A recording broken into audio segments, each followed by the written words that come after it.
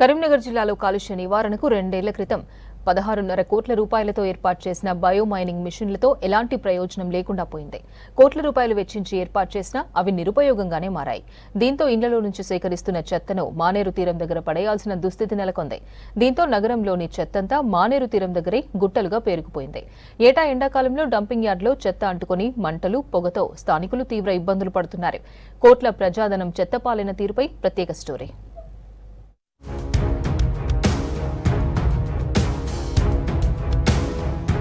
Karimnagar municipal corporation పరిధిలోని 60 డివిజన్లలో సుమారు 54,000 గృహాలున్నాయి. ఈ ఇళ్ల నుంచి ప్రతిరోజు 200 మెట్రిక్ టన్నుల చెత్త వస్తోంది. సుమారు 4 లక్షలకు పైగా జనాభా ఉన్న కరీంనగర్లో ఇళ్ల నుంచే కాకుండా దుకాణాలు, హోటళ్ల నుంచి వెలువడే చెత్తనంతా మానేరు తీరంలోని డంపింగ్ యార్డ్లో పడేస్తారు. ప్రస్తుతానికి కరీంనగర్ పెద్దపల్లి బైపాస్ రోడ్డులోని ఎల్లమ్మ దేవాలయం దగ్గరలోని మానేరు పక్కన డంప్ యార్డ్లోనే ఈ చెత్త అంతా చేరుతోంది. ఈ ప్రాంతం కూడా పూర్తిగా నిండిపోవడంతో స్థలం సరిపోవడం లేదు.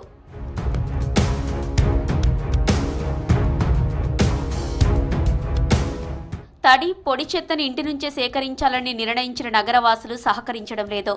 తడికి, పొడికి వేరువేరు డబ్బాలు పెట్టినా మొత్తం చెత్తను ఒకే డబ్బాలో వేస్తున్నారు. ఈ చెత్తను వేరు చేయకుండానే డంపింగ్ యార్డుకు తరలించడంతో గుట్టలుగా పెరిగిపోతోంది. విపరీతమైన దుర్గంధం వస్తోంది. చెత్త వేరు చేసి తీసుకెళ్తే డంపింగ్ యార్డుకు 25% చెత్త కూడా వెళ్లదు. తడి చెత్తను వర్మీ కంపోస్టు తయారు చేయడం, పొడి చెత్తను రీసైక్లింగ్ చేసే వీలుంటుంది.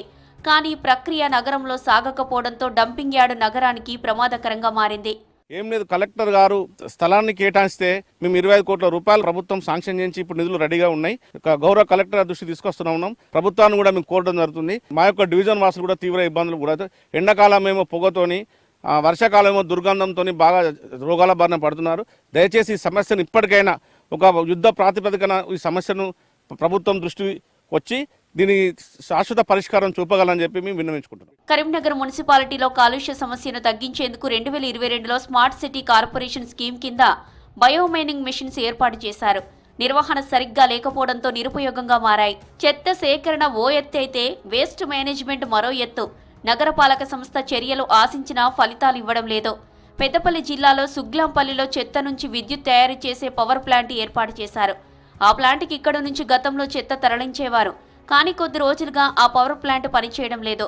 దీంతో కరీంనగర్లో చెత్త నిల్వలు విపరీతంగా పేరుకుపోయాయి. బయోమైనింగ్ అంటే ఇప్పుడు వాస్తవానికి వచ్చే చెత్తను రోజు వచ్చే చెత్తను ఇక్కడ ఆపితే మాత్రం ఇక్కడున్న డంప్ యార్డ్ మాత్రం ఒక 6 నెలల తీసేసే వీలుగా మేము గతంలో సెగ్రిగేషన్ చేద్దామని చెప్పి ప్లాంట్ కూడా సిద్ధం చేసిరు. కాకపోతే ఏం జరుగుతుందంటే రోజు వచ్చే చెత్తనే ఇంకా విపరీతంగా పేరుకుపోతా ఉన్నది. రోజు వచ్చే చెత్త ఇక్కడ కాకుండా వేరే దిక్కు కనుక మరలిస్తే ఇక్కడున్న చెత్తను 6 నెలల లోపల తీసివేసే విధంగా ప్రణాళికలు కూడా గత ప్రభుత్వం సిద్ధం చేసింది. దానికి అనుగుణంగా ఇప్పుడు ఫ్యాక్టరీ కూడా ఇక్కడ ఉన్నది. బయో మైనింగ్ యంత్రాలతో మొదట్లో కొంతవరకు చెత్తను శుద్ధి చేసే ప్రక్రియ చేపట్టారు. రోజుకు 1000 టన్నుల చొప్పున ప్రాసెస్ చేశారు. మొదటి దశలో యంత్రంలోని భారీ ఫ్యాన్లు, డ్రమ్ముల ద్వారా చెత్తను ప్రాసెస్ చేసి అందులోని ప్లాస్టిక్ సంచులు, ప్యాకింగ్ మెటీరియల్స్ వేరు చేసేవారు.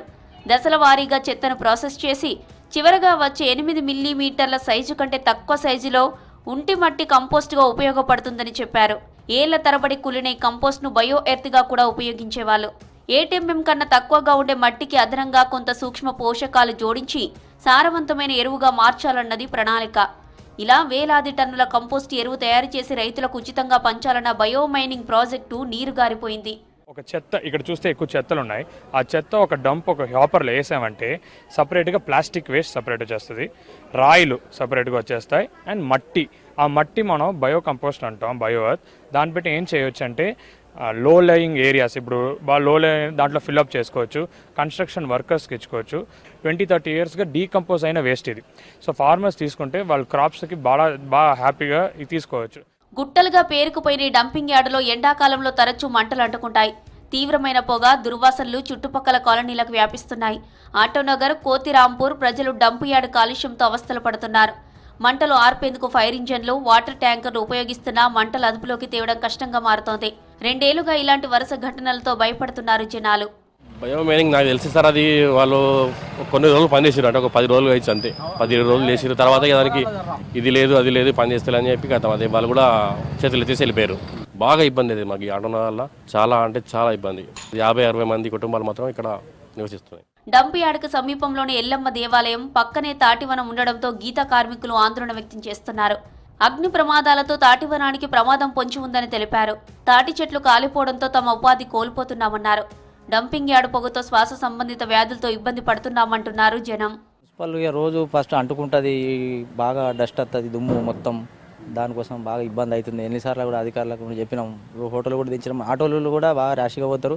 మళ్ళీ ఒకటి చెత్త కవర్లు ఎక్కడ పడితే అక్కడనే వారేస్తారు వాళ్ళు. ట్రాక్టర్లు కానీ ఇవి కానీ మన చనిపోయినా వేసుకొస్తాయి, పడిపోయినా కూడా వాళ్ళు ఎవరు తీయరు. సార్ ఇది ఎట్లా తీయరు, ట్రాక్టర్ డ్రైవర్లకు కానీ వాళ్ళకి కానీ ఎవరికి చెప్పినా కూడా మా మీదకే మరవడం జరిగింది. రిపేర్ కావాలంటే మాకు ఇబ్బంది అనిపిస్తుంది. స్మెల్కు అంతా వేరే కాడ చేయించుకోవాలనిపిస్తుంది. ఉండాలంటే మాకే ఉండబుద్ధి కాదు. ఇక బస్ ఆడబెట్టి మళ్ళీ వెళ్ళిపోవడు, అంత గలీజ్ వాసన, ఒక్కోసారి పొగ మొత్తం కమ్ముతుండే. ఈ డంపింగ్ యార్డు నగరానికి ప్రమాదకరంగా మారిందని జాతీయ గ్రీన్ ట్రిబ్యునల్ కూడా గతంలో హెచ్చరించింది. కొన్నేళ్లుగా పరిష్కారం దిశగా ప్రజాప్రతినిధులు, నగరపాలక, జిల్లా పాలనాధికారులు ప్రయత్నాలు చేశారు. కరీంనగర్ పేరుకు స్మార్ట్ సిటీ అయినా ఈ డంపు యార్డుతో ఉన్న స్మార్ట్నెస్ కాస్త ప్రమాదకరంగా మారింది.